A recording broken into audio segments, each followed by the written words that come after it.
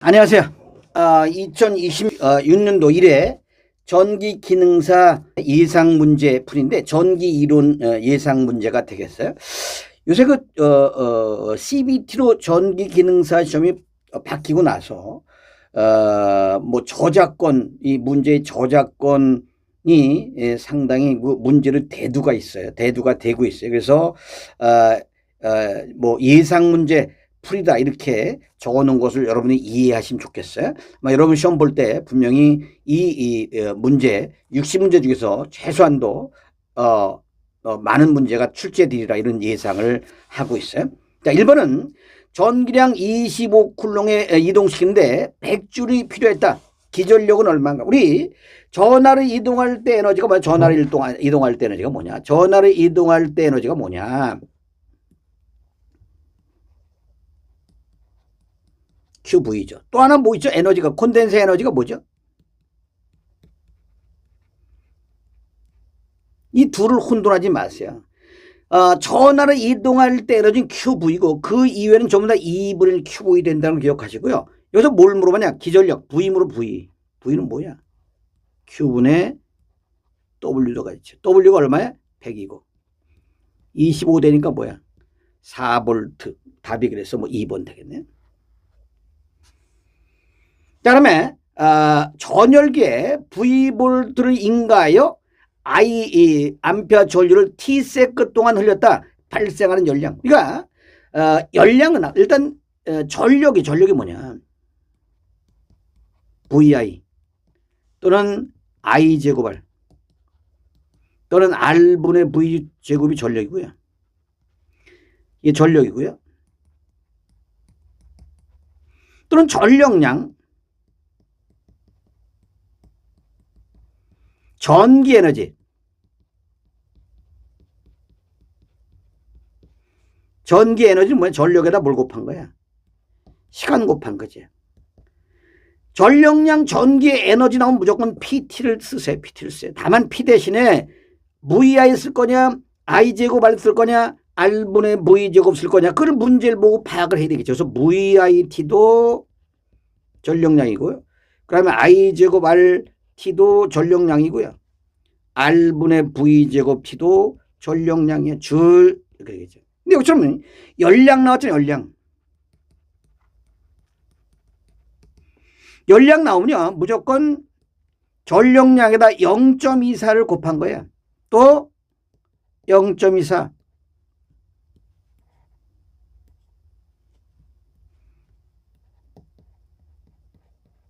여기까지 써놓으세요. 열량 나왔다. 그럼 여기까지 써놓으세요. 다만 P 대신에 뭐요? VI 쓸 거냐?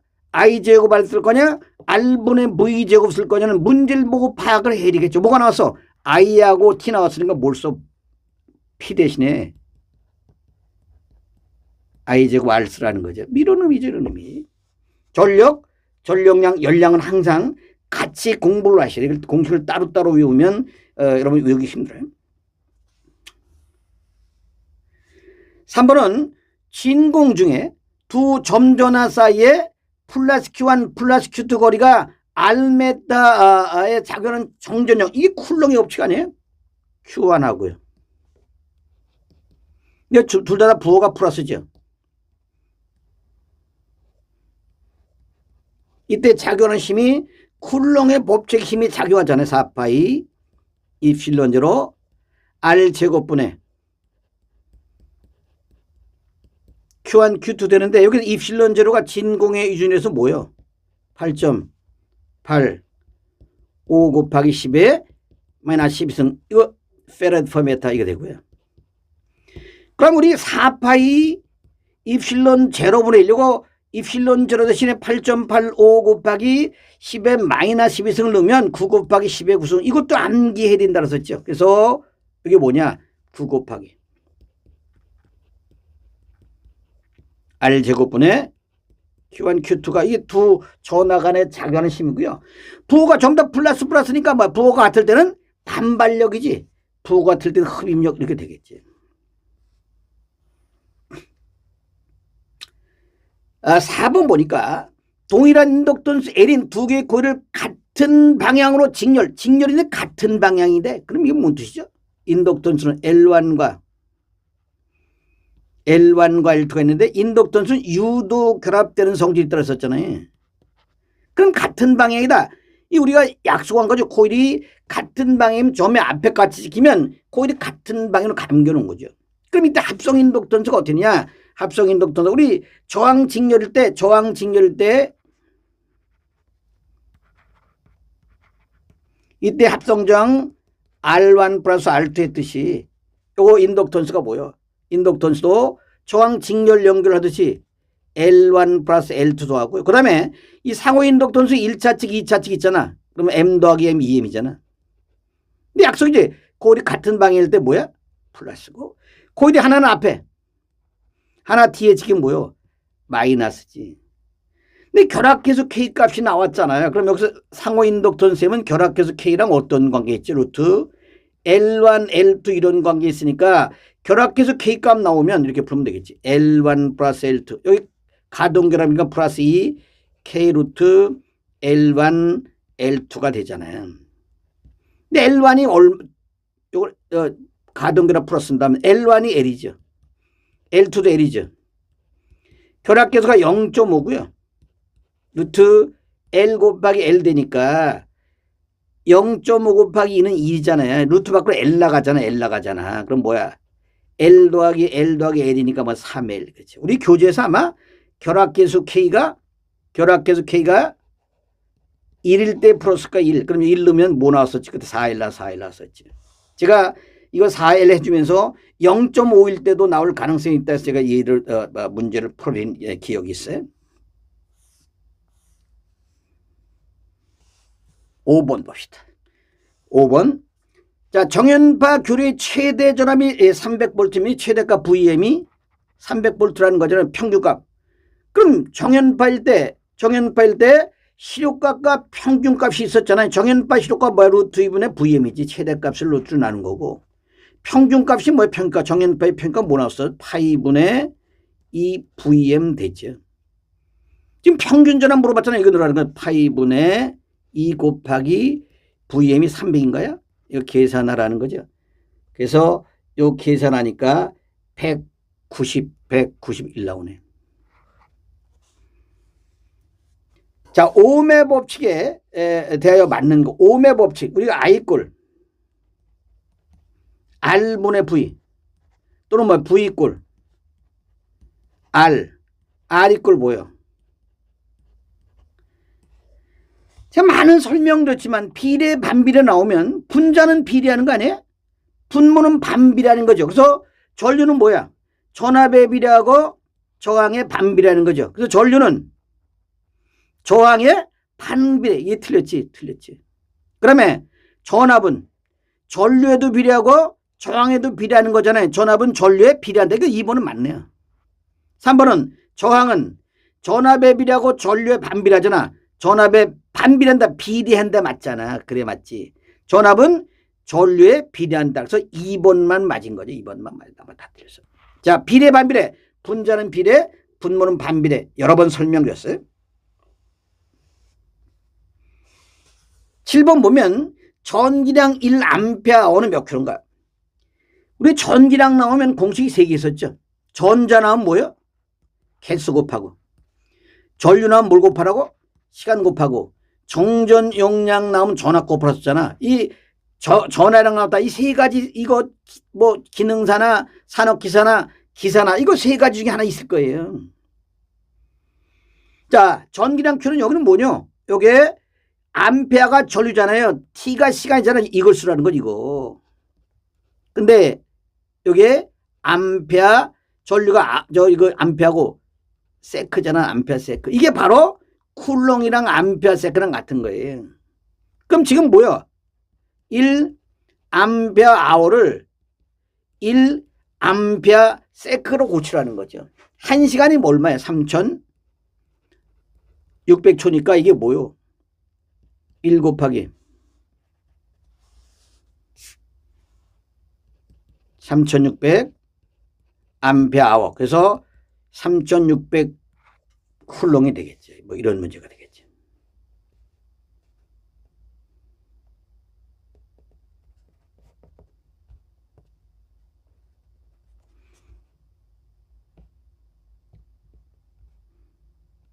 그다음에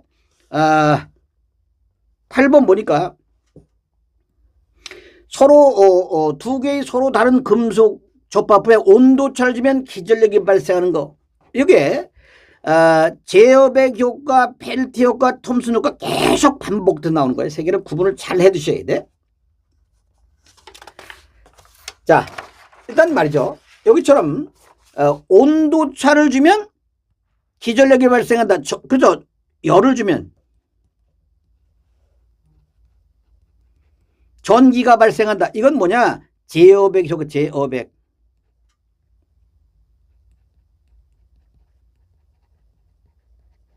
그 다음에 전기를 주면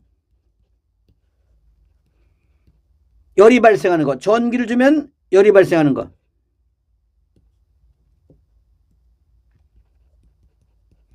두 가지가 있어. 요거 펠티,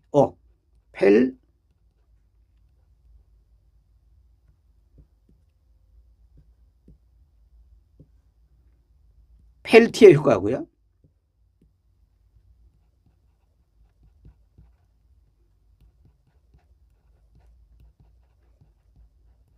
그럼 뭐가 있냐? 톰슨 효과야, 톰슨 효과. 그러면 전기를 주면 열이 발생하는 게 하나는 펠티 효과고 하나는 톰슨 효과인데 어떤 차이점이 있냐? 이건 금속의 종류가 다를 때야.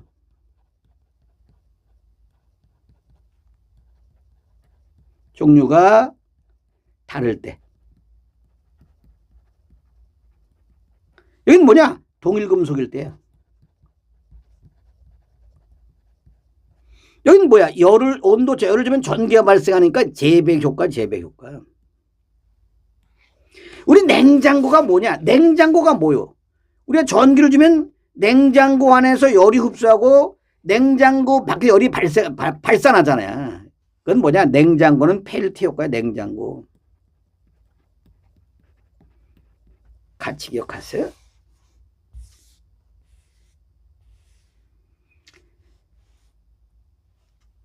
그 다음에 9번 보면 영구자석 재료로 물질에 알맞는 물질 특성은 영구자석을 설명하기 전에 우리 히스테리시스 곡선 있죠. 히스테리시스 아주 잘 나오는 거죠. 보통 우리가 자석 밀도가 뮤 H 이런 관계니까 보통 물질 같으면 H가 증가하면 B가 이렇게 증가하잖아요. 이건 어느 때 얘기하는 거야? 이게 상수일 때, 변하지 않을 때 얘기하는 거죠. 근데 상수가 아니에요. 변수야, 변해. 이건 상수가 아니야, 변수야. 그래서, 히스테리시스 곡선은요,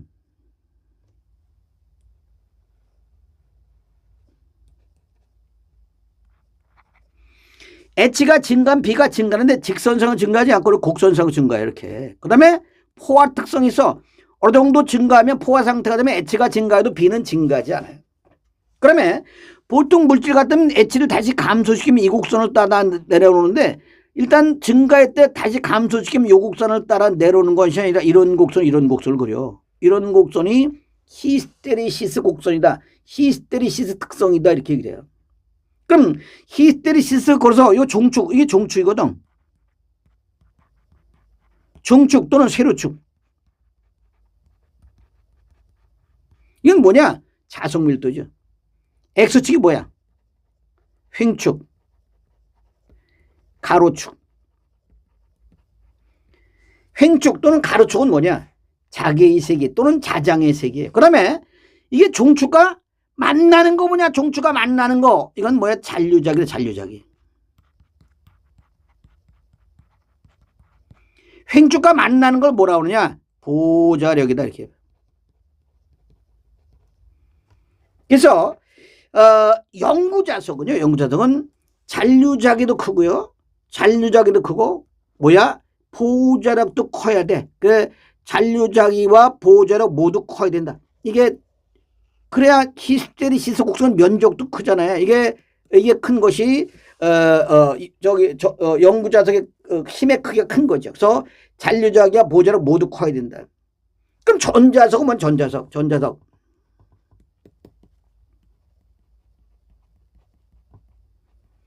전자석의 흡인력이 말이죠. 이렇게 돼.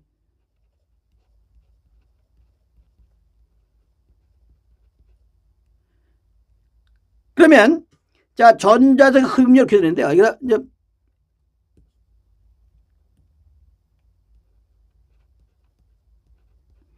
이 S가 면적인데요. 이 면적이 큰 걸 쏘도 힘은 크겠지. 근데 이건 면적이 크다는 건 돈이 많이 들어가는 거니까 이건 효과적인 이거 우리가 전자석 재료가 안 되는 거죠. 뭘 큰 걸 써야 돼? B가 큰 걸 써야 돼. B가 큰 거. 그럼 뭐야? H를 증가시키면 B가 증가잖아요. 그럼 H는 조금만 증가시켜도 B가 월등히 크면 좋겠지. 그 얘기 뭐죠? H는 작고 B가 크다 이 얘기를 뭐냐? 보자력은 작고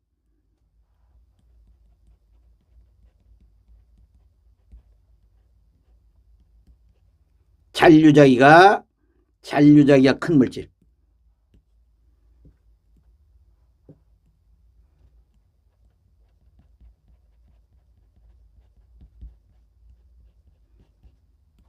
이게 전자석의 좋은 재료가 되고요. 그 다음에 이 보호자력이 작으니까 히스테리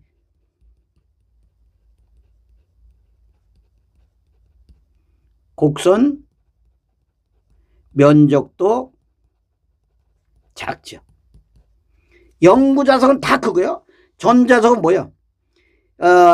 잔류자기만 크고 보호자력과 히스테리 희석 곡선 면적이 작다. 이건 뭐 기능사 산업기사 기사 기능장 뭐 히스테리 히스 곡선하고 영구자석 전자석 계속 나오는 문제가 되겠어요. 10번 보니까 두 전력계 두 대로 삼상전력을 측정하여 두 전력계 두 대의 지식값이 200W와 600W가 되었다면 유효전력 뭐냐? 이 전력계법은 단상전력계 두 대 가지고 삼상전력을 측정할 때 쓰는데 그때 유효전력 P가 뭐냐? 그냥 P1 플러스 P2예요.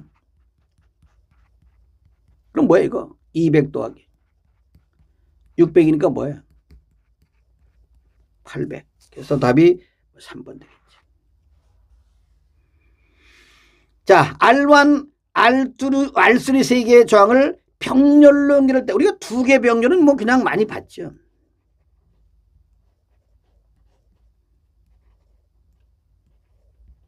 이때 R분의 1은 R1분의 1 플러스 R2분의 1 이거 환산하니까 뭐 됐었죠? 분모 곱해주고 분모 더해주고 분자 곱했었잖아요.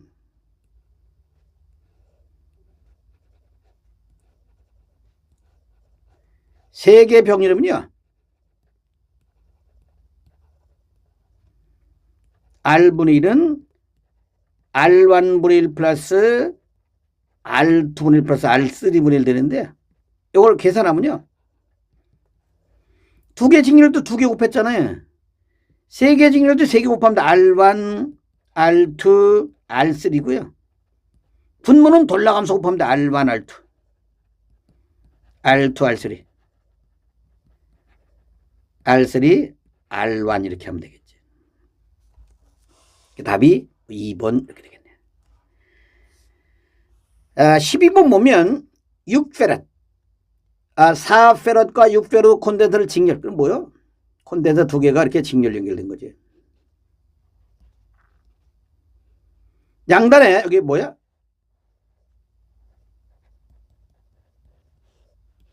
100V 전압을 갈 때 4페럿 여기 4고요.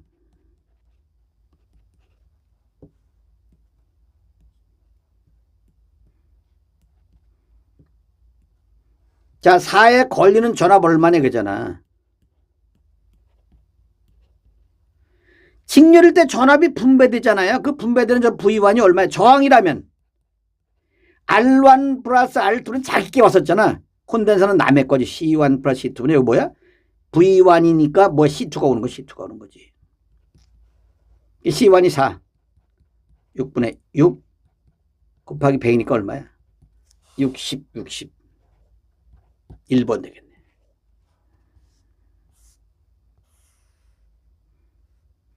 13번은 간격이 1m, 절각각 1A 왕복 평행도선에 1m당 작용하는 힘이 어떻게 되는 거야? 그럼 뭐예요? 우리가 또 평행도선 간에 작용하는 힘이 있었잖아요.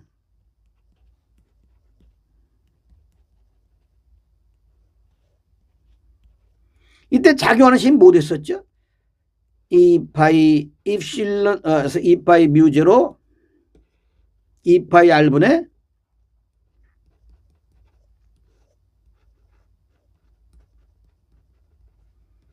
근데 뮤제로 대신 4파이 곱하기 10에 마이너스 7승 넣으면 마이너스 2r분의 2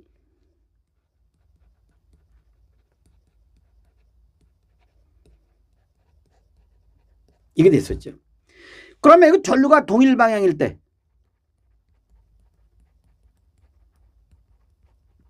흡입력이죠.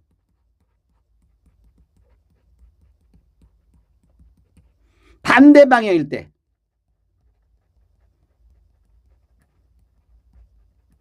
반발력이다. 반발력 이렇게 돼 있죠. 그럼 여기다 집어넣으면 자 여기 각각 I1, I2 그럼 뭐야? 왕복 도전인데 뭐 I1과 I2 같잖아. 2 곱하기 1 곱하기 1 거리가 얼마야? 1m 곱하기 10에 마이너스 7승 되니까 이거 뭐예요? 2 곱하기 10에 마이너스 7승인데 왕복 전류라는 게 뭐야? 하나는 가고 하나는 오는 거잖아. 반대 방향이니까 반발력 되겠지. 크기는 2 곱하기 10에 마이너스 7승이 되고 반발력은 답이 뭐 1번 되겠네. 14번 보면 건수가 N우인 코일이다. 여기에 T세컨 동안에 자속 파이가 변했다면 유기전력 이게 뭐야? 유도기전력 이는 뭐요? 마이너스 N DT분의 D 파이 있고 또 하나 뭐 있었죠 이거? LI가 뭐랑 같죠? NO 파이랑 같죠? 마이너스 L DT분의 DI지. 이건 뭐야? 건수랑 자속의 변화가 나올 때. 이건 뭐야? 인덕턴수랑 전류 변화가 나올 때지. 여긴 뭐가 나왔어? 자속의 변화가 나왔으니까 뭐 마이너스 N DT분의 D 파이 뭐 이렇게 되겠죠. 답이 뭐 2번 이렇게 되겠네요.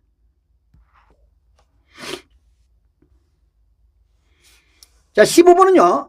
V가 VM 사인 오메가 T 플러스 30도 초 이상이 30도고요. 여기는 I가 IM 코사인 오메가 T 마이너스 60도일 때 전압보다 전력 위상차를 구하면 되는데 하나는 사인 함수 하나는 코사인 함수 나왔어. 만약에 둘 다 코사인 함수 둘 다 사인 함수다 그럼 초기상 길이 빼주면 되는데 하나는 사인 하나는 코사인 나왔잖아. 그럼 위상차 구하려면 사인으로 통일하든가 코사인으로 통일해야 될 거 아니에요. 우린 그때 코사인을 사인으로 바꾼다 그랬어. 코사인을 사인으로 바꿀 때 몇 도 더해준다 그랬어. 여기다가 90도를 더해주면 이 코사인 함수가 사인 함수로 바뀐다. 그래서 I가 뭐야? IM 사인 그럼 오메가 T 플러스 몇 도 남죠? 오메가 T 플러스 몇 도 남어? 30도. 그럼 전압과 전류 이거 전압도 초기상이 30도 전류도 초기상이 30도니까 위상차가 없잖아요. 위상차가 없다는 건 뭐야? 전압과 전류가 동상이 된다. 뭐 그런 얘기가 되겠죠. 자 16번은요. 이거는 뭐 그냥 결과를 외웠으면 좋겠어요. 제가 한번 풀긴 풀게요. 굵기가 일정한 직선 도처의 최적은 일정하다고 한다. 이때 직선 도처를 길게 늘려서 지름이 절반되게 했다. 이 경우 도처의 저항값은 그 저항 R은 어떤 거겠죠? 로 A분의 1이잖아. A분의 1. 그래서 A분의 1이잖아요. 그럼 이 단면적이 뭐 단면적이 반지름 나오면 파이 A 제곱 되는데 파이 뭐야 이거 직경 나오면 지름나 이렇게 되는 거 아니에요? 또 하나 여기서 최적은 뭐야? 최적은 단면적에다가 길이 곱한 거잖아요. 그럼 뭐야? 지금 파이 2분의 D의 제곱에다가 길이 곱한 게 최적이란 말이야. 근데 문제가 뭐요? 요거 지름을 절반에다 지름을 2분의 1 뺐다 그러면 V-가 뭐예요? 자, 뭐 V 그냥 최적은 불변이니까 요거 파이는 변화가 없고요. 자, 2분의 1에다가 뭐라고? 2분의 D. 그러면 이게 뭐야? 2분의 1배의 제곱이 나오잖아요. 요 2분의 1의 제곱이 루트 가로 밖으로 나오잖아. 그러면 이게 4분의 1배 됐잖아. 4분의 1배. 그럼 최적의 불변이라며. 그럼 길이가 몇 배 돼야 돼? 길이가 몇 배 되는 거야? 그래야 최적이 변하지 않지. 그럼 문제가 뭐가 바뀐 거야? 지름이 2분의 1배 되고 길이가 몇 배 됐을 때? 4배 됐을 때. 그런 얘기죠. 그러면 이거 다시 한번 쓰면 요 면적이 파이.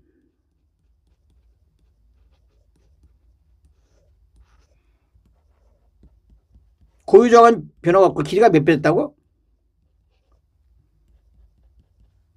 2분의 1에다가 2분의 D에 이 제곱됐다는 거 아니야. 그러면 로 파이 처음에 2분의 D에 제곱에다 L 넣으면 길이가 몇 배 됐어? 4배. 이건 분모에서 2분의 1에 제곱되는데 분자로가 뭐 결국 뭐요? 2에 제곱되는 거죠. 결국 몇 배 되는 거예요? 16배가 되는데 이거는 그냥 지름이 2분의 1배 되면 저항은 16배 된다. 그냥 결과를 기억했으면 좋겠어요. 이걸 문제를 풀어서 맞겠다. 이런 좀 무리한 얘기가 되겠어요.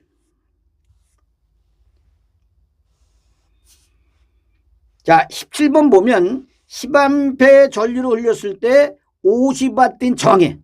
그러면 전력이 뭐예요? 우리 전력 공식이 앞에서 썼었죠. VI도 있고요. I제곱 R도 있고요. R분의 V제곱도 있는데 뭐 우리 풀이 신경 쓰지 말고 이런 방법으로만 풀어볼게요. 지금 뭐가 나왔죠?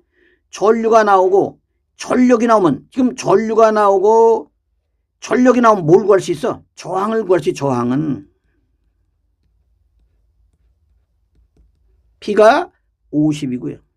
저항이 10의 제곱하니까 저항이 얼마 나오냐면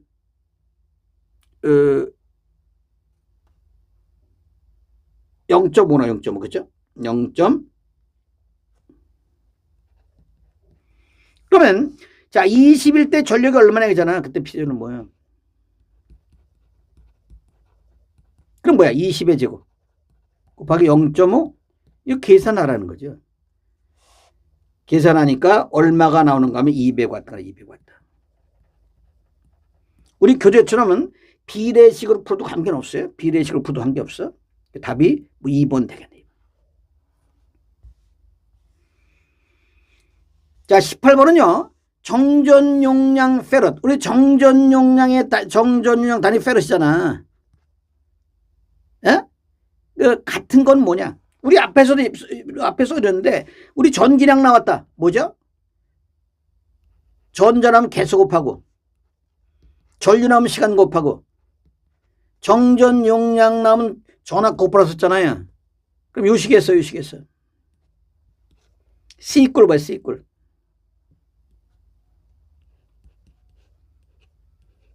V분의 Q잖아요. Q의 단위가 뭐야? 쿨롱퍼. C의 단위가 페럿 또는 뭐야?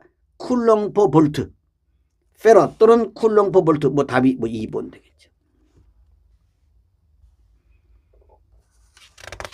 그러면 19번은 상호 인덕턴스가 10. 두 콜의 자기 인덕턴스가 20, 80이다. 결합계수. 우리 상호 인덕턴스는 어떤 관계였죠? K, 뉴트. 이런 관계 있잖아요. 결합계수 K는 뭐예요? 뉴트. 이거 고라는 거지. L1이 얼마냐?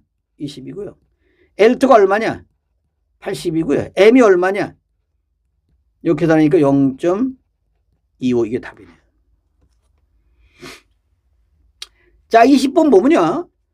전류가 이렇게 줘. 이게 전류가 순시친데 이렇게 줬어요. 교류 전류에서 주기는 얼마인가? 지금 뭐야? 이게 뭐야? 전압의 최대값이죠. 이게 뭐야? 오메가 T 각 주파수가 120파이고 이게 뭐죠? 초기 이상하냐. 그리고 오메가가 2파이 F인데 F가 뭐야? F가 2파이 분의 오메가 되잖아. 근데 2파이 F네 오메가가 120파이니까 얼마 나와? 60이랬지 나오잖아요. 만약에 주파수가 60이요. 그 다음에 주기는 주파수랑 어떤 관계 있어요? 역수관계 있잖아요. 60분의 1 세크가 되겠지. 답이 뭐 2번이 되겠어요. 제가 여러분들 항상 말씀드리지만 전기 기능사가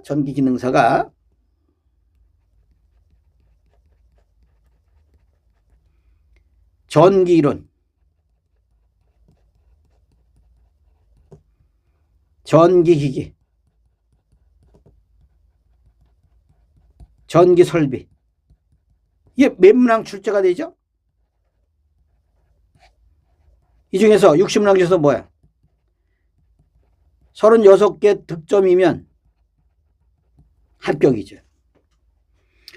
그리고 뭐 전기 기능사를 처음 공부하는 분들은 대개 난이도가 전기이론이 제일 높다고 생각하고요. 그 다음에 전기기가 중간이고요. 설비를 제일 난이도 낮다고 보실 수 있을 거예요. 전기기능사 공부할 때 좀 힘들다 그러면 득점의 기대치를 틀리게 하면 좋아요. 이게 난이도가 높잖아. 지금 요번 시험은 아주 쉽게 나왔는데요. 네, 실제로 요번 시험은 16번 하나 빼고요. 16번은 뭐 무리한 문제 빼고요. 나머지 19개는 뭐 정상적인 수업 들었다면 다 풀 수 있을 거예요. 16번 빼고. 쉽게 나왔지만 그래도 항상 이렇게 나오는 게 아니고요. 뭐 전기는 제일 어려우니까 득점의 기대치를 틀리게 하면 좋아요. 요거는 한 10개. 이건 12개. 요거는 한 짧은 시간 동안에 많은 양을 공부할 수 있는 과목이니까 18개. 그럼 한 40개 되잖아요. 40개. 이렇게 득점의 기대치를 틀리게 하면서 공부하면 좋아요. 그래서 진짜 어렵다. 그럼 전기로는 한 50% 버리면 그 버린 시간을 여기다 투자하면 진짜 효율적으로 공부를 할 수 있는 거죠. 전기 기능사를 100점 맞겠다. 100점 맞을 필요도 없고요. 맞을 수도 없어요. 우리는 자격증 공부니까 자격증에 맞도록 이렇게 득점의 기대치를 틀리게 해서 공부를 하시면 효율적으로 시간 안배가 가능하겠어요. 꼭 학교 가시고요. 실기 때 가능하면 저희 교육기관에 보기도 하고요. 또 산업기사 때 또 뵀으면 좋겠어요. 2026년 1회 예상문제 풀이 전기 이론 강의를 이걸로 마치도록 할게요. 수고했어요.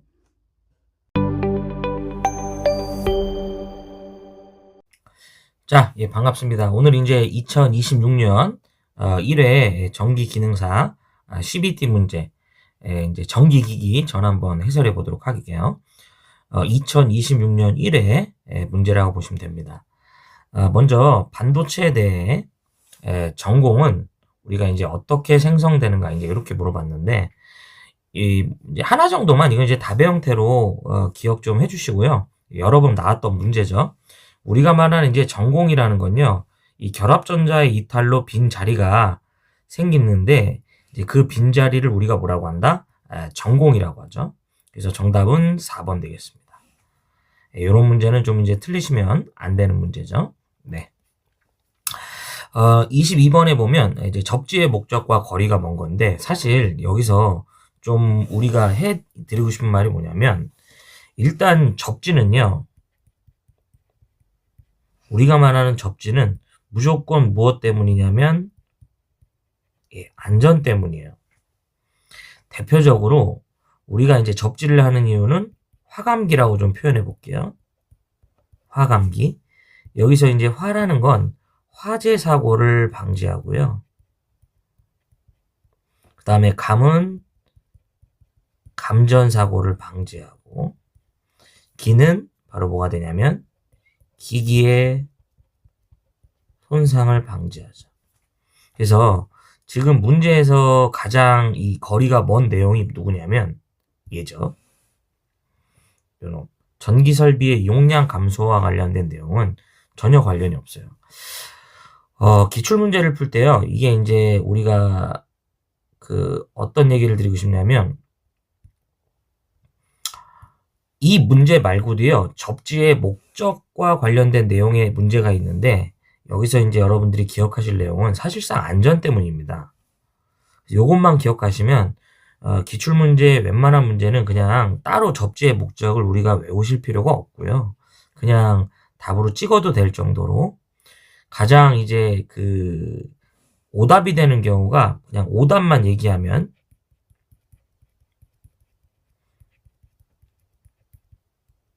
전선을 절약한다고 나와요. 우리는 이제 전선을 절약하려고 접지하는 거 아니고요. 그 다음에 이제 이 문제에서는 이제 이 전기 설비의 용량을 감소시켜서 경제성을 얻을 수 있다. 뭐 이제 이런 의도로 이제 해석해 주시면 되고요. 뭐 용량을 증대한다든지 이 문제 말고, 그 다음에 손실을 경감한다든지. 대표적인 접지의 목적과 거리가 먼 내용들이 되겠습니다. 그래서 접지는 기본적으로 누구 때문이다? 안전 때문이기 때문에 정답은 요놈 1번 이렇게 볼 수 있죠. 이것도 이제 4번이죠. 자, 바로 가보겠습니다. 23번. 개인적으로요, 교복 문제가 아닐까라고 좀 생각을 해요. 부호울주 계전기의 설치 위치인데, 일단 우리가 아는 이 부호울주 계전기는 변압기에 뭘 보호하냐면 내부 고장을 보호하죠. 자, 이렇게 우리가 뭐가 있냐면 주변압기가 있어요. 자, 이렇게 주변압기가 있습니다. 이거 좀 잠깐 지워볼게요. 그림을 좀 크게 그리려고. 자, 지금 이렇게 금속재 외암을 갖는 뭐가 있다? 주변압기가 있습니다. 유입변압기라고 보시면 되고요. 이 유입변압기 안에는 이렇게 우리가 철심이 있고, 이 철심에 우리가 뭘 감았다? 코일을, 이런 식으로 코일을 감아 놓은 거죠. 그리고 유입변압기는 이 내부에 뭐가 있다? 현재 기름이 채워져 있죠. 여기 지금 이제 정답이 4번이거든요. 변압기 주탱크와 콘서베이터. 이 콘서베이터는 뭐냐면 이 변압기 이 위에, 주변압기 위에다가 우리가 이렇게 보조 기름통을 올려놓습니다. 일정 기름이 차져 있고요. 이때 콘서베이터랑 주변압기를 호스로 이렇게 연결해줘요. 그래서 여기에 바로 뭐가 된다? 설치가 돼요. 그래서 이 콘서베이터는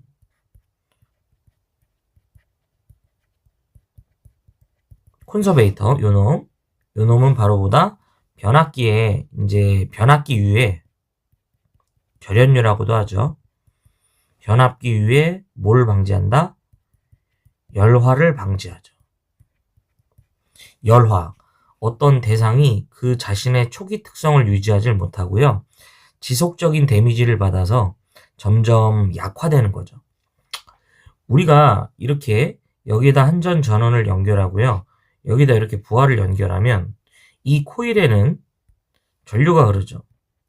그쵸? 그리고 코일에는 열을 받고요. 코일이 감겨져 있는 철심에도 열을 받고, 이 기름도 이 열을 뺏는 역할을 하죠. 문제는 뭐냐면 열이 과상승하면 얘가 아무래도 이제 액체다 보니까요. 팽창했다가 다시 수축합니다. 열을 받으면 액체이기 때문에 부풀었다가 다시 열이 식으면 수축해요. 이렇게 팽창 수축 과정에서 이제 이 내부에 기포가 발생합니다. 이 기포가 생기면 이 유의 성능을 떨어뜨려요. 그래서 콘서베이터에서 지속적으로 이렇게 이 변압기 쪽으로 이 호스를 통해서 기름을 이제 흘려보내줍니다. 이때 부호울주 계전기는 두 가지 봅니다. 첫 번째가 이 내부에서 이 절연유가 끓어오르면 가스가 발생하죠. 이 가스의 성분을 검출하거나 급격한 이 절연유가 너무 한꺼번에 많이 이제 이 빠른 속도로 이제 이 주변압기 쪽으로 내려가는 거예요. 그래서 이 유의 유속을 측정합니다. 그래서 가스나 이제 유속을 측정해서 변압기 내부에 문제가 생긴 거를 파악할 수 있어요. 이제 철심에 문제가 생긴 건지, 이 권선에 문제가 생긴 건지, 절연유가 문제가 생긴 건지 알 수 있습니다. 그래서 이렇게 우리가 요 사이에 설치되면서 변압기 내부 고장을 보고합니다. 그래서 이 문제도요, 뭐 이제 교복 문제라고 이제 말씀드리고 싶어요. 그래서 정답은 몇 번이다? 4번 볼 수 있죠. 같이 기억하자. 변압기 내부 고장 보호용으로서도 지금 사용되죠. 네. 자, 24번. 이 문제도 뭐 여러 번 나왔던 문제가 아닐까 생각합니다.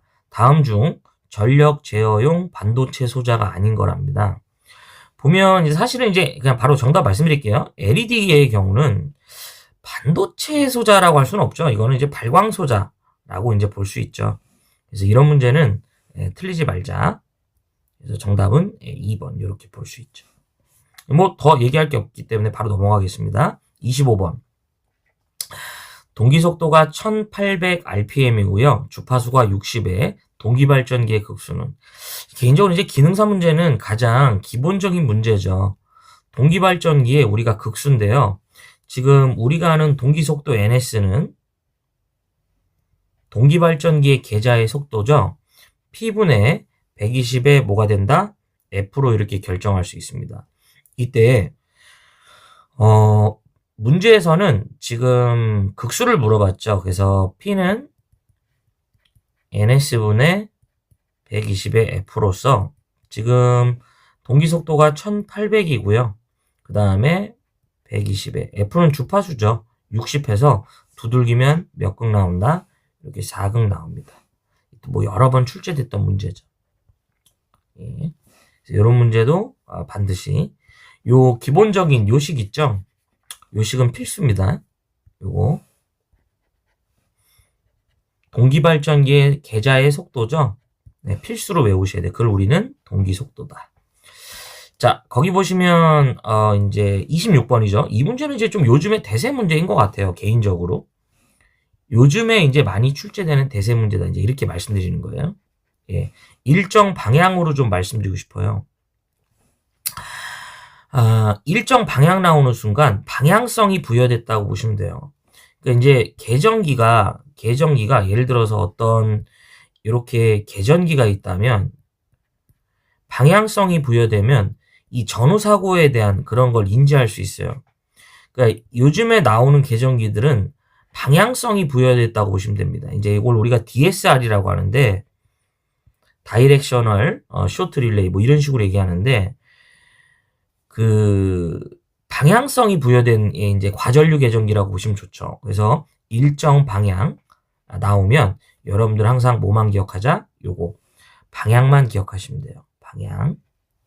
방향성을 부여한 보호 계전기입니다. 이제 과전류 계전기 중에서 방향성이 부여됐다고 보시면 됩니다. 비율 차동 계전기 우리가 발전기나 변압기의 내부 고장을 보호하죠. 거리 계전기 그렇죠? 보통 ZR 이렇게 표현하는데요. 고장점까지의 거리를 그러니까 이제 고장점까지의 길이를 전기적 거리인 저항, 리액턴스, 임피던스 등으로 이제 우리가 측정하고요. 과전압 계전기, 이제 설정치 이상의 전압이 인가되면 동작을 하죠. 그래서 정답은 1번이죠. 요거. 요즘 아무튼 이제 대세 문제니까 조금 잘 좀 봤으면 좋겠어요. 27번.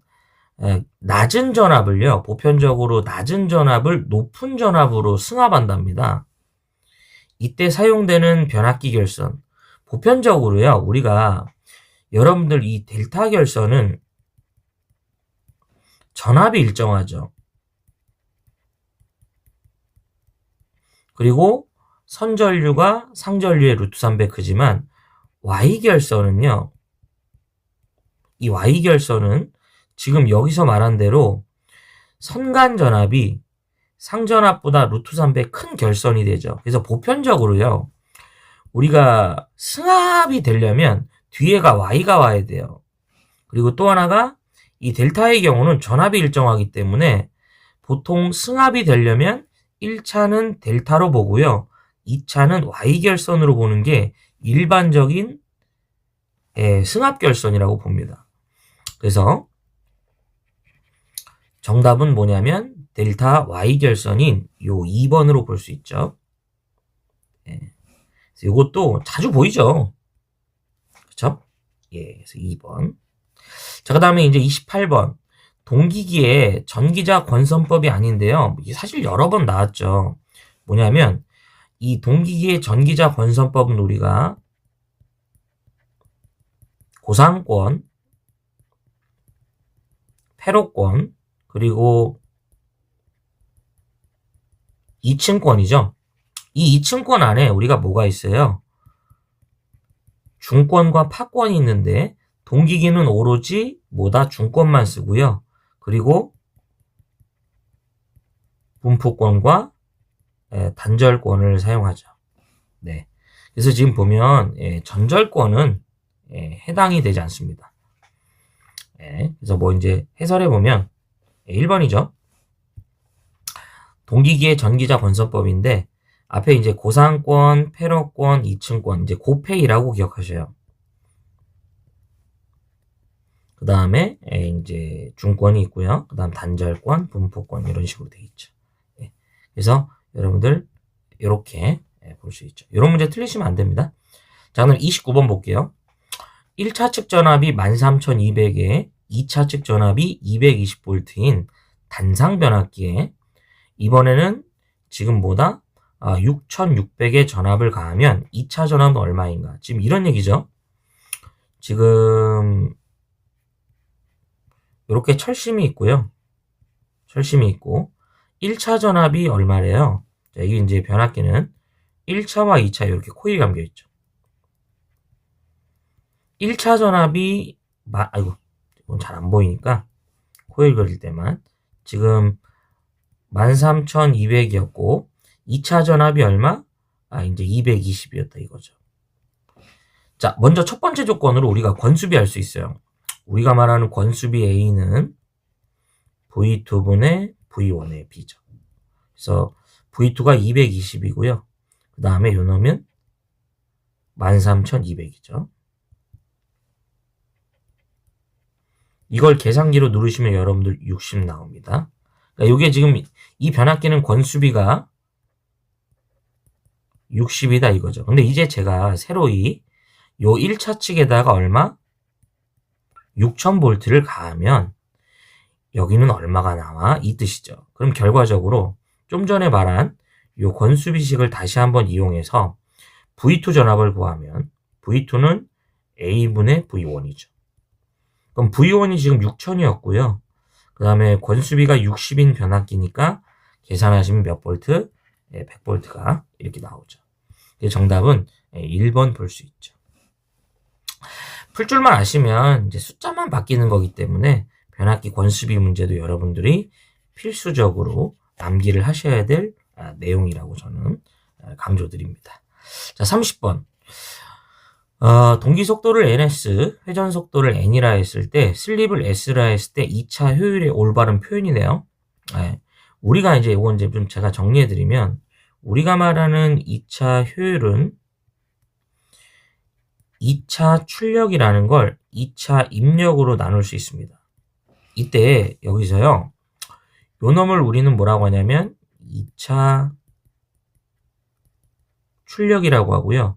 요 놈을 2차 입력이라고 표현하는데 여러분들이 이제 전력 변환에 보면 2차 출력은 1-s의 P2다 이렇게 표현할 수 있어요.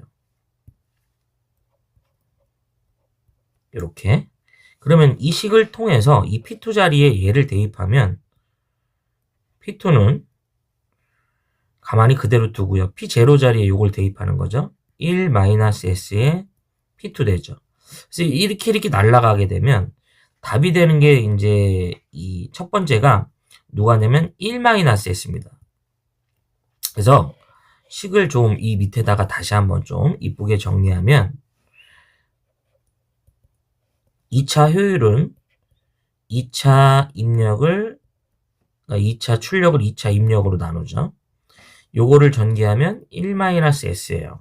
이제 보면 이제 1번, 2번은 이제 답이 안 되죠. 꼴이. 자, 또 하나가 요거를 ns분의 n이다. 이제 이렇게 표현할 수도 있습니다. 예. 왜 그러냐면 우리가 말하는 회전 속도죠. 유도기의 회전자 속도는 1-s의 ns로 표현해요. 그럼 결과적으로 ns분의 n은 누구다? 1-s를 만족하죠. 그래서 사실 요거 잠깐 지워보면 이렇게 표현할 수 있죠. 요 표현을 최근 보면 굉장히 잘 물어보거든요. 요 표현을 좀 여러분들 좀 잘 기억했으면 좋겠어요. 네. 여기 이제 곱하기 100한 거 이제 백분율로 표현한 거죠. 네. 그래서 답이 될 수 있는 부분은 지금 몇 번이냐면 3번밖에 없어요. 그렇죠? 그래서 유도전동기의 2차 효율은 1-s에 뭐 이제 곱하기 100은 이제 백분율의 표현이고 ns분의 n 이렇게도 표현할 수 있죠. 요 내용도 같이 기억해 주면 좋아. 요거 2차 출력과 2차 입력 요 내용 있죠? 요즘에 2차 효율에 대한 부분의 이제 문제를 자주 물어보고 있는 추세입니다. 자, 31번 보겠습니다. 20kVA의 단상 변압기 몇 대? 2대를 이용하여 V결선으로서 삼상 전원을 얻고자 한대요. 여기에 접속할 수 있는 삼상 용량을 물어봤네. 우리가 말하는 이제 이 V결선 출력이죠. PV는 루트 3의 P1이라고 보시면 돼요. 여기 이제 P라고 했지만 여기서 이제 P1은 운전되는 변압기 한 대의 용량을 뜻합니다. 그쵸? 그래서 기본적으로 이제 단위가 킬로볼트 암페어가 될 거예요. 요놈들. 그러면 지금 루트 3에다가 한 대 용량이 20이니까 34.6 킬로볼트 암페어가 됩니다. 네, 이렇게. 그래서 개인적으로 뭐 이제 이것도 저는 좀 아까 부월주 계정기처럼 교복 문제죠. 교복 문제. 네, 숫자만 바뀌고. 이제 2번인데요. 이제 이 문제는 여러 번 출제가 됐고요. 이제 그림을 좀 보고 이제 판단하시면 좋은데, 일단 이제 보면 A1, A2, A3, A4, 지금 4극이었단 얘기고요. 마지막에요. 요 놈이 지금 A4, B4, C4가 이렇게 연결돼요. 이게 뭐냐면 Y결선 됐다 했단 얘기예요. 그래서 지금 뭐냐면 정답이 되려면 3상 4극의 무슨 결선? Y결선으로 정답이 3번입니다. 그래서 이제 해설에서 이제 제가 여기 이렇게 이제 Y결선이다 이제 이 얘기를 하는 건데, 그림 자체가 뭐 변하지 않기 때문에 그림 자체를 기억하면서 문제를 풀어주셨으면 좋을 것 같아요. 자, 넘어가 보겠습니다. 33번. 직류 분권 전동기에 요 관련된 문제도 최근에 정말 잘 보입니다. 직류 분권 전동기의 특징이 아니랍니다. 분권 전동기죠. 자, 분권 전동기는 일단은 계작원선과 전기작원선이 병렬로 연결된 직류기죠. 그리고 또 하나가 정속도 전동기고요. 정격 전압으로 운전 중 무여자 상태가 되면 안 됩니다. 또 하나가 똑같은 얘기가 계작원선에 퓨즈를 넣어서는 안 되죠. 그쵸? 왜냐하면 이제 이 상태가 되면 위험속도, 과속도의 우려가 있는데 요놈 있죠? 요놈. 전기자 전류는요. 토크의 제곱에 비례하는 게 아니라 분권의 경우는 토크는 전기자 전류에 비례하고요. 회전수, 속도와는 그냥 반비례합니다. 이게 분권이죠. 이 제곱에 비례하는 놈이 직권이죠. 전기자 전류의 제곱에 비례하고 회전수와 제곱에 반비례하는 요 놈이 누구다? 직권인데, 요 문제 자체를 그냥 뭐 이제 좀 많이 좀 이제 자주 보입니다. 그래서 좀 요 내용 잘 기억해 주시고, 네. 직권 전동기는 이제 여러분도 아시다시피 기동 토크가 크죠. 그래서 기중기, 크레인, 전차 등에 적합하다.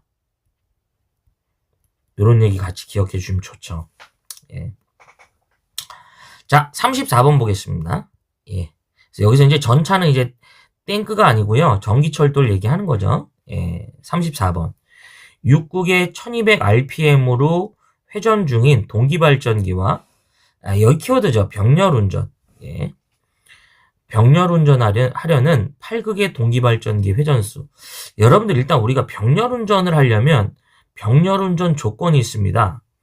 그것이 뭐냐면 크, 위, 주, 파라고 그래요.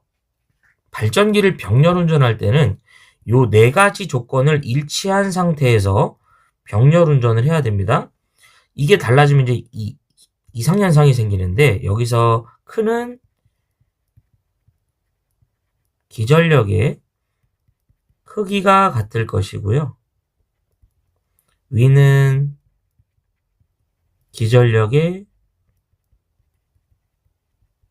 위상이 같을 것, 주는 기전력의 지금 이 문제의 핵심이죠. 주파수가 같아야 되고요. 60Hz는 60Hz 길이, 50Hz 50Hz 길이, 그 다음에 파는 기전력의 파형이 같을 것. 우리 이제 이 정연파죠. 자, 어쨌든 여기서 세 번째 조건, 병렬운전 한다는 이 자체가 병렬운전 조건을 일치했다고 보고요. 육국의 이제 이 1200rpm이라는 거는 우리가 앞에서 동기속도식을 제가 꼭 기억해 달라고 했죠. 동기속도 ns는 p분의 120의 f로서 얘를 구할 수 있죠. 그럼 f는 ns에다 p를 곱한 다음에 120으로 나누죠. 그래서 식이 이렇게 됩니다. 그래서 구하면 몇 Hz? 60Hz. 이제 구할 수 있죠. 8극이므로 주파수가 일정하다는 이제 조건이 이제 깔려 있는 거죠. 병렬운전 한다는. 그래서 이렇게 계산하면 몇 rpm? 900rpm 이렇게 나오죠. 그래서 정답은 2번 정도 볼 수 있습니다. 자, 35번. 단상 유도전동기 이제 34번 같은 문제도 이제 숫자만 바뀌는 거니까 풀 줄 마시면 되죠. 단상 유도전동기를 기동하려 했을 때 기동 토크가 가장 큰 거. 여러분들 이제 요거 단상 유도전동기 토크의 대소관계 반, 콘, 그 다음에 여기 이제 사이에 이게 좀 빠졌네요. 요 쉐이딩 코일형 요놈 말고 쉐이딩 코일형 자리에 먼저 분산 기동형, 그 다음에 마지막 쉐이딩 코일형 이렇게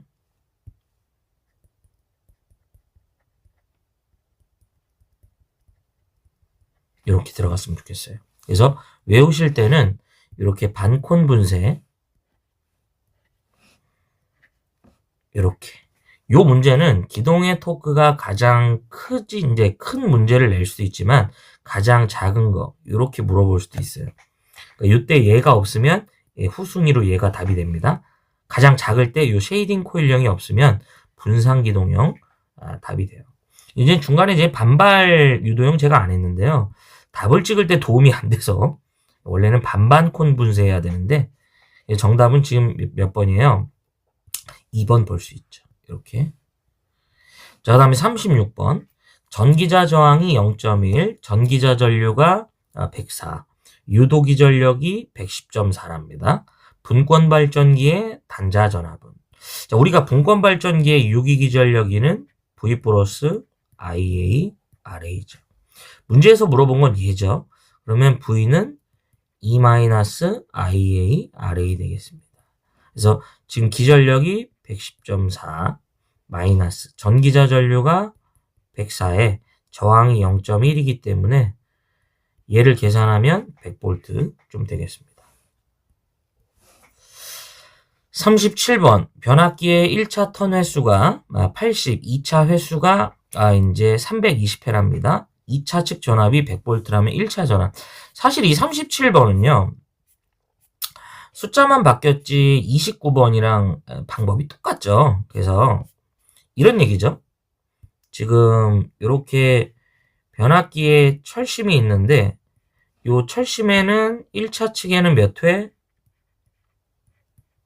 80회. 2차 측에는 이거보다 4배 많은 이제 이 몇 회다? 320이네요. 그럼 이제 턴수가 비율이 1대 4죠. 턴수의 비율이. 그렇죠? 그래서 지금 이 상태에서요. 여기가 100볼트였다면 여기는 몇 볼트니? 이런 얘기잖아요. 이렇게 이제 권수비로 접근하시면 되지만 전압은 요 턴에 비례하죠. 그러니까 지금 여기가 1대 4니까 이 4배가 커진 거죠. 그러므로 100을 뭘로? 이제 4로 나누면 25죠. 그래서 뭐 그냥 이렇게 권수비 식으로 풀어도 되는데, 그렇죠? 그러니까 이 얘기는 1대 4의 비율로 감겨 있으니까 25볼트가 돼야만 100볼트가 되겠죠. 그래서 정답은 이제 2번 이렇게 볼 수 있죠. 자, 38번. 단락비가 1.2인 동기발전기의 동기 임피던스는 몇 프로인가? 이렇게 물어봤죠. 사실 이건 이제 여러분들 우리가 아는 단락비는 동기 임피던스의 PU 값과 뭐한다? 반비례합니다. 여기서 제가 이렇게 %ZPU라고 했는데 이 PU법이라고 그래요. 요거를 우리가 말하는 PU법은 퍼센트법을 100으로 나눈 방법이에요. 그러면 이 퍼센트법을 이 PU법이라 하면 퍼센트법을 100으로 나눈 방법인데 왜 이런 짓을 하냐면 예를 들어서 이제 여러분들 1000%예요. 근데 이제 숫자가 이렇게 공이 많아지면 차라리 1000%보다는 CPU가 더 어때요? 보기 좋죠. 그래서 퍼센트법이 단위가 커지면 좀 이런 식으로 우리가 PU법으로 표현하는데 지금 다시 한번 전개해보면 결론적으로 %ZPU는 바로 뭐가 된다? 단락비분의 1이죠. 그럼 우리가 단락비가 1.2였는데 여기를 이제 그 계산하면 요 %ZPU라는 값이 0.83이 나와요. 근데 문제에서는 PU 값이 아닌 퍼센트 값으로 물어봤죠. 그럼 아까 우리가 말하는 그냥 이렇게 표현해 볼게요. 자, PU법은 퍼센트법을 100으로 나눴으니까 다시 표현하려면 요 값에 100을 곱하면 되죠. 그래서 몇 프로다? 83%. 2번이 답이 됩니다. 밑에 부분은 제가 이제 사실은 좀 이제 그냥 왜 단락비가 지금 요렇게 이제 우리가 그 동기 임피던스율에 이제 PU 값과 반비례하는지를 증명해 놓은 식이에요. 근데 이런 거는 그냥 확인만 해줬으면 좋겠습니다. 그래서 우리가 말하는 단락비는 단락 전류를 전격 전류로 나눈 값인데 우리가 이제 단락 전류를 계산할 때 이렇게 퍼센트 임피던스 식을 쓸 때가 있습니다. 여기서 이렇게 식을 만들면 식이 이렇게 되고 우리가 이제 아까 말씀드렸듯이 퍼센트의 PU 값이 붙으면 이것을 100으로 나눈 값이기 때문에 결국엔 식이 이렇게 되죠. 그래서 요 놈과 요 놈이 서로 지금 반비례하죠. 요 놈과 그쵸? 그래서 이제 이렇게 된다 이런 건데 이런 거 문제는 이제 이렇게 해결하시는 거예요. 넘어가 보겠습니다. 39번. 주파수가 이제 60Hz가 되며 슬립이 3%인 유도전동기의 회전자 주파수죠. 회전시 주파수를 물어본 거예요. 우리가 말하는 회전시 주파수는 슬립에다가 주파수만 곱해주시면 됩니다. 의외로 간단한 문제죠. 그래서 슬립이 3%고요. 주파수가 60이기 때문에 두들기면 1.8Hz가 되죠. 숫자만 바뀌는 내용이죠.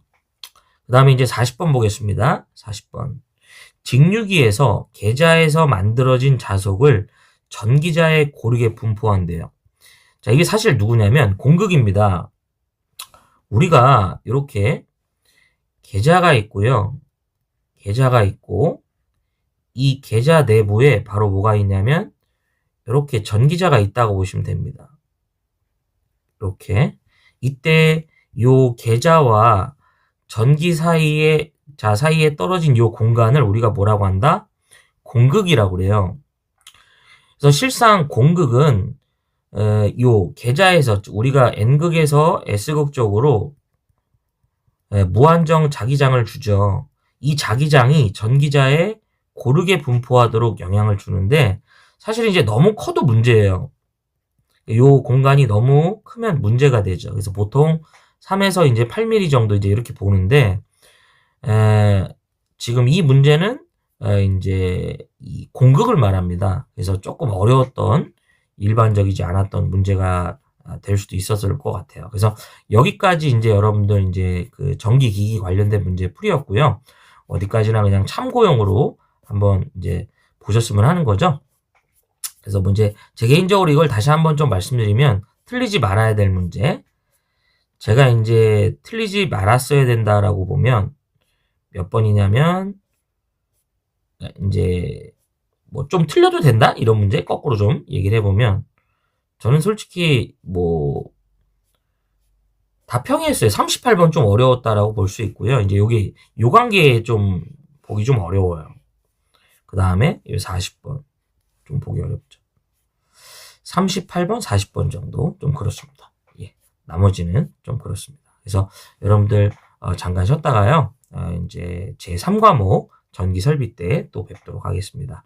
아무쪼록 준비하시는 그 시점이 언제인지 모르지만 그 시점에 이제 좋은 결과 있으시기를 기원합니다. 저는 잠깐 물러가 보도록 하겠습니다. 고맙습니다.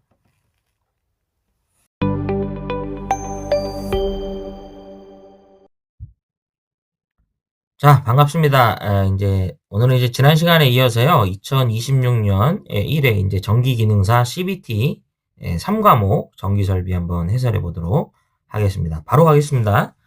41번 금속관의 그러니까 배관을 변경하거나 이제 키워드죠. 캐비넷의 구멍을 넓히기 위해서 사용되는 공구 노카우 펀치. 요거 말고 이제 우리가 홀소 놈 하나 노카우 펀치 또는 홀소 요 두 개 기억하자. 이런 얘기죠. 네. 자, 넘어가겠습니다. 자, 42번. 특고압 수전 설비의 그 기호와 명칭이 잘못된 거예요. 사실 여러 번 나왔죠. 그래서 여기 보면 네 번째 LF 전력 퓨즈는 LF가 아니라 PF 파워 퓨즈고요. 가장 가혹한 사고인 단락 전류를 차단할 목적으로 현재 설치가 되죠. 그래서 차단기 10이 맞고요.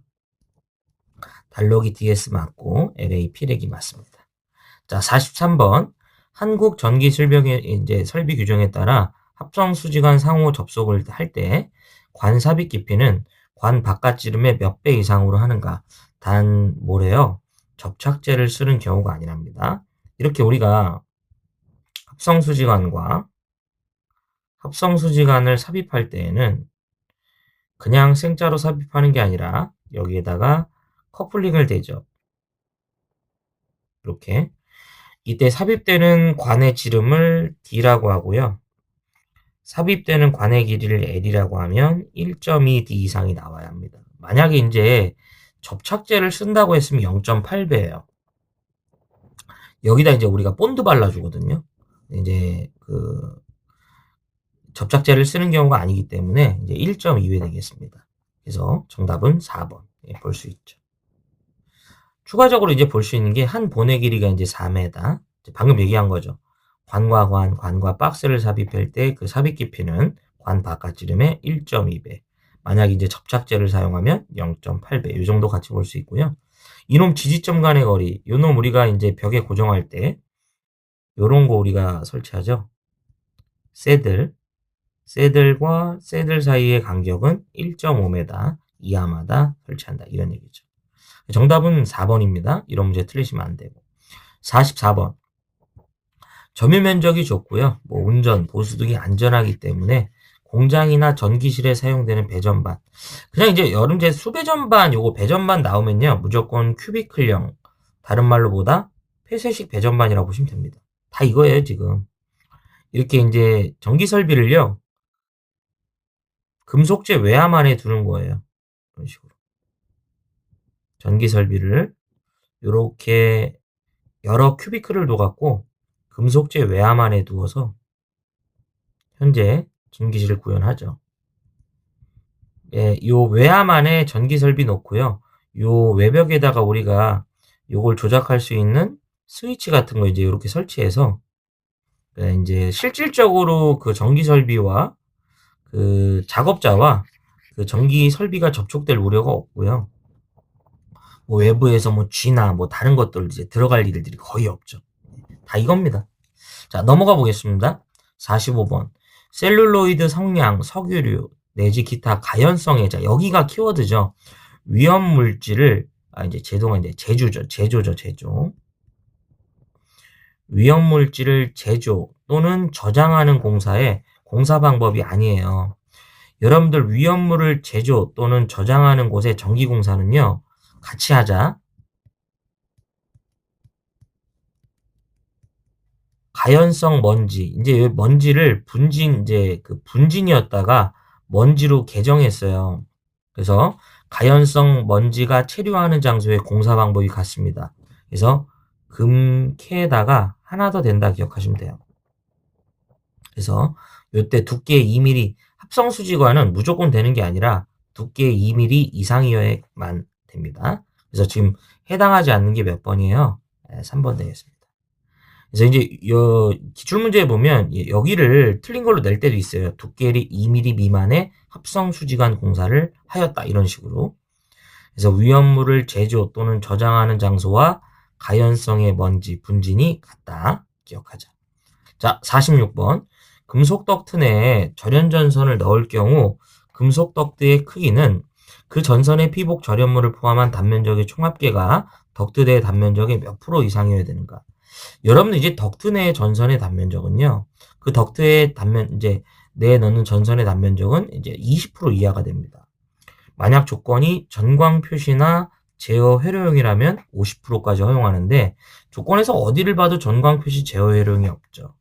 이렇게 여기다가 하나만 좀 적을게요. 덕트 공사인데 저는 관 공사 시 전선의 단면적 되겠습니다. 누구의 단면적? 관 공사 시 전선의 단면적인데요. 3분의 1 이하가 바람직합니다. 관 내에 넣는 전선의 경우는 요놈은 몇 분의 1? 3분의 1 이하가 바람직하다라고 해야 돼요. 네. 요게 몇 분의 1을 초과하는 것이 그러니까 않는 것이 바람직한가 이렇게 물어볼 수도 있습니다. 똑같이 얼마다? 3분의 1이다. 그래서 덕트랑 관을 같이 가져가십시오. 자, 47번. 한국전기설비규정에서 정한 고압 가공인입선이 도로를 횡단한답니다. 이때 지표상 높이를 물어봤네요. 자, 일단은 이제 가공인입선 이렇게 우리가 전주가 있으면 지금 가정집이 이렇게 있다고 보면 전주에서 가정집으로 전원선을 이렇게 보낼 때 사용되는 요선을 우리는 뭐라고 한다? 가공인입선이라고 하는 거예요. 이때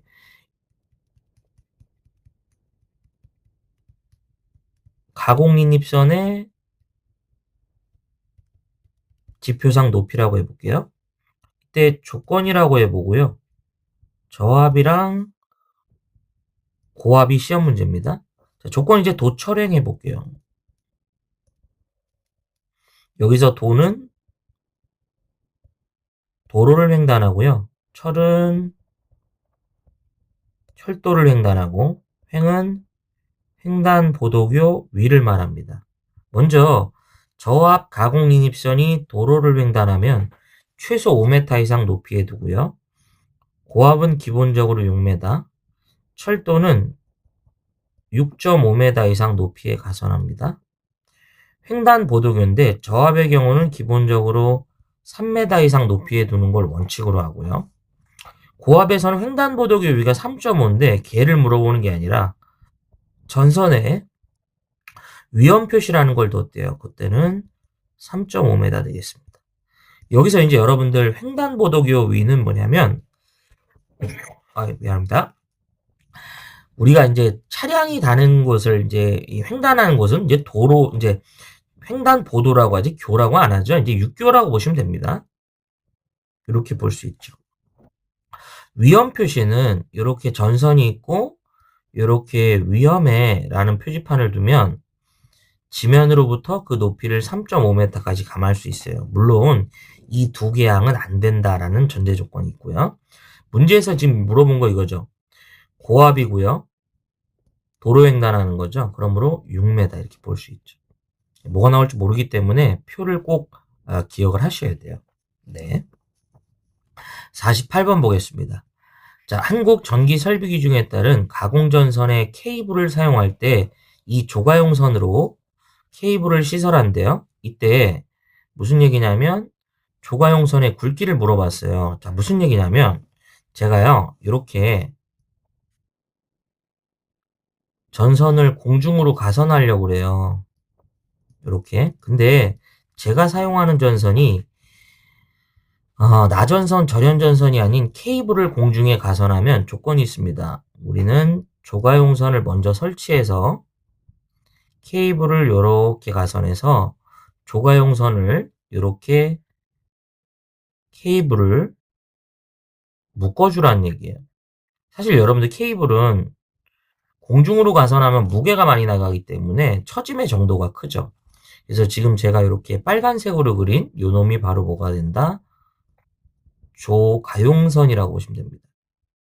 네. 이때 요놈 조가용선은요, 기본적으로 하나 알자. 조가선이라고 할 수도 있습니다. 예, 요놈은 적지를 해야 됩니다. 피복이 없어요. 예, 피복을 줄 이유가 없죠. 애초에 빨랫줄인데. 자, 이때 요놈, 지금 문제 먼저 풀어보고 갈게요. 요놈의 굵기는, 조가용선의 굵기는 기본적으로 22스퀘어 이상의 아연으로 도금한 강연선을 쓰라고 그래요. 철선은 철선인데, 이제 아연으로 도금을 한 이유가 뭐냐면, 물에 대해서 아주 강력해집니다. 부식에 대해서. 네. 그래서 조가용선의 굵기는 우리 얼마다? 2땡이다. 이렇게. 그리고 또 하나가 여기서 추가적으로 물어볼 수 있어요. 뭐냐면, 행거로 지지한대요. 이런 방식이 행거 방식입니다. 행거와 행거 사이의 간격은 0.5m, 몇 m? 0.5m 이하마다 지지하고요. 행거 개념이 아닌 이렇게 테이프 등으로 휘감아 준대요. 보편적으로 금속 테이프라고 나올 거예요. 금속 테이프 등으로 나선형으로 휘감아 주면 0.2m 이하마다 지지해 줘야 합니다. 이런 얘기가 붙을 거예요. 네. 그래서 같이 기억합시다. 자, 그 다음에 49번. UPS에 대한 설명이죠. Uninterruptible Power Supply로서 요놈은 무정전 전원 공급 장치를 말합니다.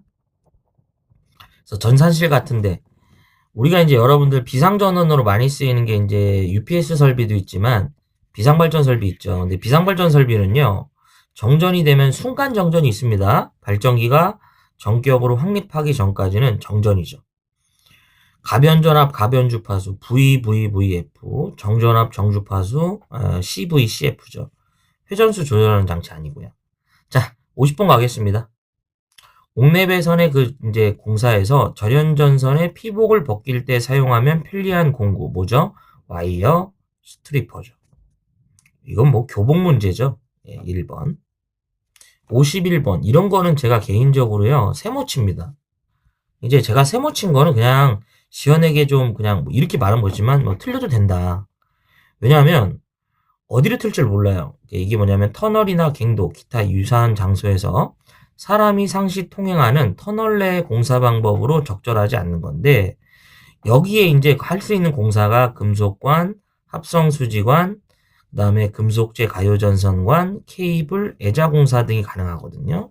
근데 이제 틀린 건 이제 4번이에요. 근데 이제 이 문제가 몰드로 답이 안 나올 때도 있고 이제 여러 가지 형태의 문제가 있어요. 그렇다고 이 문제가 자주 출제되는 것도 아니야. 그렇기 때문에 그냥 시원하게 이런 거는 확인만 하고 넘어가셨으면 해요. 네. 자, 52번. 작업대로부터 광원까지의 높이죠. 예, 우리는 요거를 뭐라고 그래요? 등고라고 하죠. 등고. 보통 등고를 우리는 H다라고 표현하죠. 예. 그 높이가 2.4m인 위치에 조명기구를 배치한답니다. 핵심 물어보고자 하는 건 뭐예요? 등과 등 사이 간격. 우리가 등과 등 사이 간격을 S라고 했을 때 이것은 등고의 1.5배 이하로 하여야만 합니다. 그래서 지금 등고가 2.4고요. 1.5가 되니까 요 놈은 얼마? 3.6m가 되죠. 그러니까 예를 들어서 이 평면도가 있으면 이렇게 등이 하나 있으면 요 등과 다음 등은 3.6m 이내가 되도록 배치하라. 이제 이 뜻이죠. 그래서 정답은 몇 번이다? 예, 3번 이렇게 볼 수 있습니다. 자, 넘어가 보겠습니다. 53번 어려웠던 문제예요. 뭐 이런 문제는 뭐 좀 틀리셔도 뭐 제가 뭐 크게 450에 750의 저독성 난연 각유 폴리올레핀 절연전선을 약하여 무엇이라는가? 요거 이제 HFIX거든요. 뭐 잠깐 해설을 좀 달았는데 HF의 뜻이 저독 난연의 의미고요. I가 이제 절연전선 말하고 X가 이제 각유 폴리올레핀 얘기합니다. 기능사 문제 중에 이제 전선의 약혼 문제가 나오는데 주로 이렇게 이제 이런 어려운 문제는 잘 안 나오는데 이제 조금 어려웠던 문제죠. 54번. 합성수지제 가요전선관의 호칭이죠. 우리가 이제 합성수지제 가요전선관은요, 안찌름을 기준으로 해서 짝수 호칭을 결정했죠. 그래서 안짝 3번이죠. 이렇게. 보통 14, 16, 2, 28 등이 있고요. 자, 전기공사의 적지저항을 결정할 때, 이제 측정하는 거죠. 사용되는 측정기, 어스테스터죠. 적지저항기. 그렇죠? 그래서 접지저항 측정하죠. 그래서 요거 말고 접지저항을 측정하는 놈 방법 하나 더 있죠. 콜라우시 브릿지법 같이. 그러니까 접지 나오면 무조건 어스테스터랑 콜라 기억하여 보시면 좋아요. 자, 56번. 무대나 무대 마루 및 오케스트라 박스, 영사실 그 전로에 전용의 개폐기 및 과전류 차단기를 둔답니다. 이때 비상조명을 제외한 조명용 분기회로에 전격 32A 이하의 콘센트용 분기회로에는 전격 감도 전류가 몇 mA인 누전 차단기로 보호하는가. 전 좀 이렇게 얘기하고 싶어요. 이 누전 차단기는요.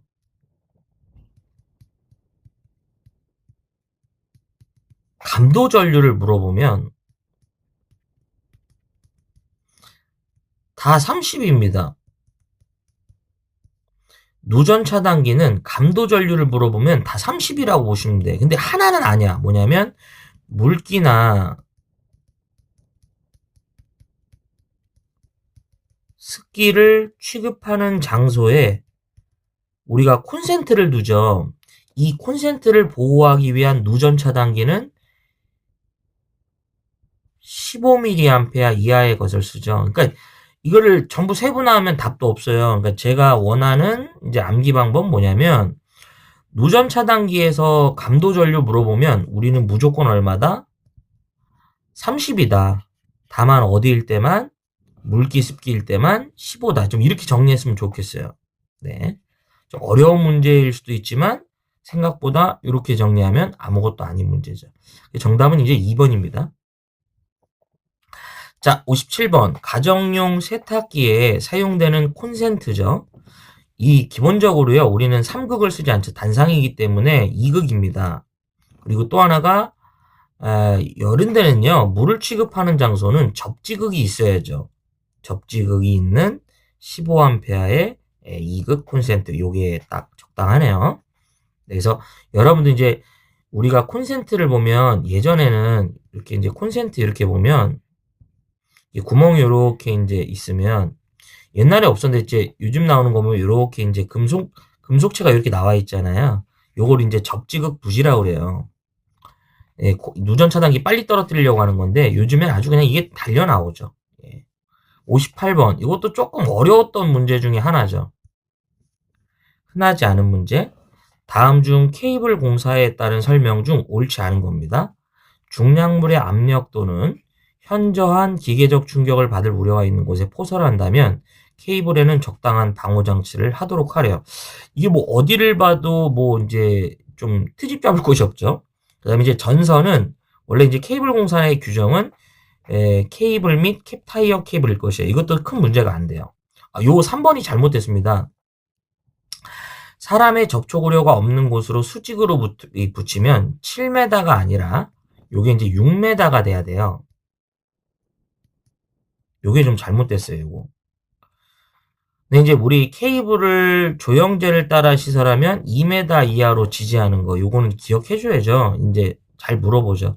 이때 좀 요런 얘기 드리고 싶어요. 이때 4번에다가 추가적으로 단 전선이 누구일 때 캡타이어 케이블인 경우에 한해서는 얼마다? 1m죠. 이렇게 같이. 예. 근데 사실 4번을 찍으면 안 되죠, 이 문제는. 예. 자, 59번 보겠습니다. 금속전선관에 사용되는 후광전선관의 규격인데요. 개인적으로 저는 이제 이 문제도 좀 세모를 칩니다. 왜 그러냐면, 우리가 이제 후광전선관 이렇게 쭉 있는데 이걸 지금 다 외우기가 사실은 좀 부담스럽죠. 이제 잘못된 거는요, 48입니다. 이제 4이 다음에 5사인데, 이런 것도 그냥 확인만 좀 해주셨으면 좋겠어요. 예. 아니면 이제 이 규격 이제 다 외우셔야 되는데 104까지 부담스럽죠. 예. 자, 60번. 고압전로에 지락사고가 생겼을 때 지락전류를 검출하는 용도로 쓰죠. 이 뭐 오지게 나오죠. 예, ZCT죠. 네. 제로 커런트 트랜스포머로서 영상전류기를 말하고요. 비접지 회로에 지락이 됐을 때 지락전류 또는 영상전류를 검출합니다. 뭐 이제 CT는 이제 우리가 대전류를 소전류로 분류해서 우리가 이제 계기나 계전기에 전원 공급하고요. MOF는 이제 이 한 탱크 내에 이제 PT와 CT가 있습니다. 이게 이제 전력량계 전원 공급하는 애고, PT는 이제 계기용 변압기죠. 그래서 고전압을 저전압으로 변성해서 이제 역시 계기나 계전기에 전원 공급하죠. 그래서 문제 조금 특이한 문제만 이제 좀 말씀드리면, 좀 여러분들이 좀 틀렸어도 큰 문제가 없었다.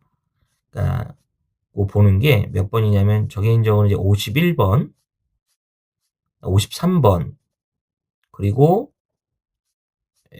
58번, 59번 정도 볼 수 있을 것 같아요. 나머지는 좀 그냥 평범하죠. 57번도 좀 흔한 문제는 아닌데, 너무 물을 취급하는데 사실 그쵸, 접지극이 있어야 되고요. 이제 우리 이제 단상이라서 이제 이극이죠. 예. 이렇게 볼 수 있죠. 여러분들 지금 말한 대로 이제 보면 문제가 특이 문제가 51, 53, 58, 59 정도 되겠네. 한 4문제 정도. 예. 그래서 여기까지가 이제 2026년 이제 우리가 1회 기능사 이제 설비 관련된 문제를 모두 해설했습니다. 여러분들 이제 어디까지나 이제 참고용으로 봐주시고요. 이제 그냥 항상 저는 좀 요거 강의하면서 뭘 얘기 드리고 싶냐면, 너무 새로운 문제에 대해서 이제 두려워하지 마세요. 몇 문제 안 되고요. 항상 배운 대로 우리가 출제가 된다. 그러니까 좀 공부한 대로 나온다. 좀 이렇게 얘기해 드리고 싶어요. 예. 그래서 이제 너무 이제 걱정하지 마시고 공부하시면 되는 시험이에요. 그래서 고생하셨고요. 이제 어느 시점에 이 동영상을 볼지 모르지만 아무튼 보시는 그 시점에요. 좋은 결과 있으시길 기원하고요. 여러분들 건강하십시오. 저는 여기서 물러가 보도록 하겠습니다. 고맙습니다.